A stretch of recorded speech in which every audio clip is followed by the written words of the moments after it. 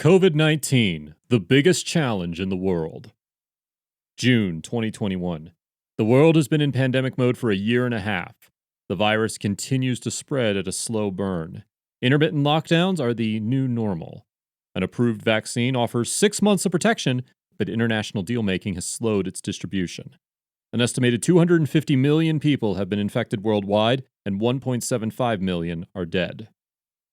The COVID 19 pandemic is the biggest challenge the world has faced since the Second World War, according to the World Health Organization. The pandemic is not playing out in the same way from place to place. Countries such as China, New Zealand, and Rwanda have reached a low level of cases after lockdowns of varying lengths and are easing restrictions while watching for flare ups.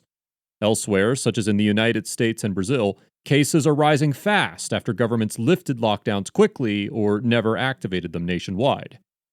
Few, if any, true winners will emerge from this global health crisis.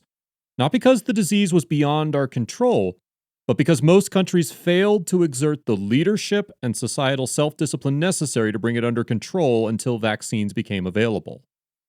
As expected, COVID-19 has accelerated the shift in power from west to east and put further limitations on globalization, leading to a world less open and prosperous.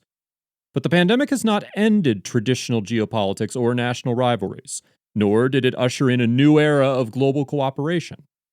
While China is recovering, the United States and much of Europe face further waves of infections, largely because leaders failed to respond promptly and effectively. This pattern does not vindicate authoritarian rule, as Beijing and its admirers would have us believe.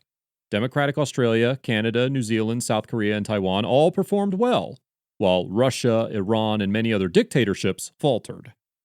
Surprisingly, there has been no correlation between a country's political system and its performance in handling the pandemic. Some democracies and authoritarian systems have fared well, others miserably. What matters most is leadership and execution. Here, the terrible record of the United States shocks. So much of the loss was avoidable. The pandemic has deepened the US-China rift and stimulated a rethinking of supply chains.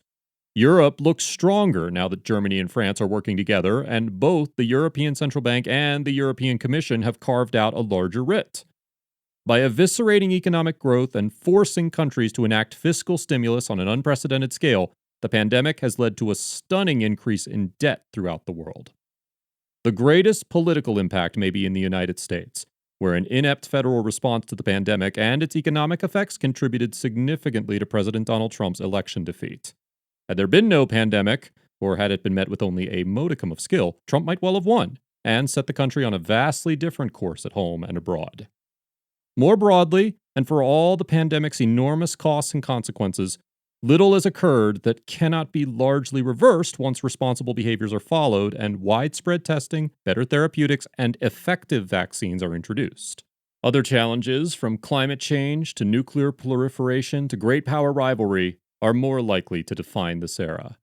For its part, the pandemic will not fundamentally reshape international relations and is more likely to be seen in retrospect as a singular event rather than a turning point.